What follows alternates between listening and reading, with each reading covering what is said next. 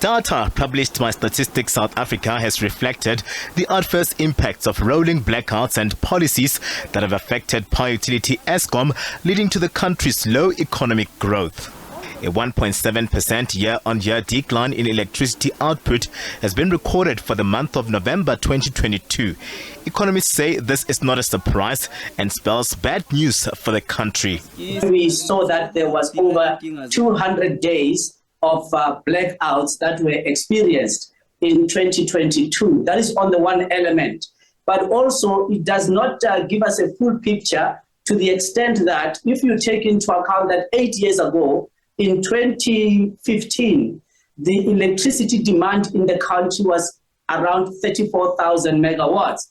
Today is around 29,000 megawatts. So somewhere in the order of 14.7% of electricity demand has migrated from Eskom and the grid.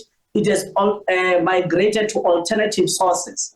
The National Energy Regulator of South Africa, NERSA, has granted Eskom thumbs up to increase electricity tariffs by 18.6% for the current financial year.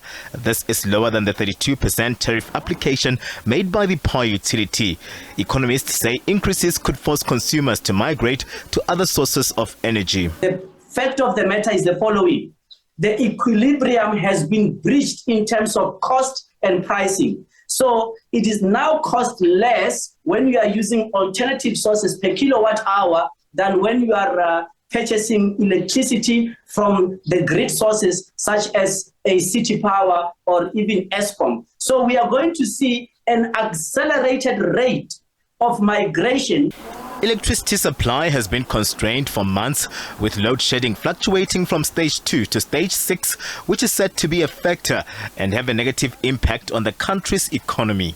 That is effectively going to mean further financial ruin will accrue to Eskom, because every time that they lose the sales as they have, they lose revenue as well. But also the increasing incidences of rolling blackouts equally are exacerbating the financial woes of Eskom. To give an example, a stage 6 load shedding as we are in right now means that Eskom is losing in excess of 11.16 million rand per hour. Stats SA plans to include self-generated power sources in its monthly generation data.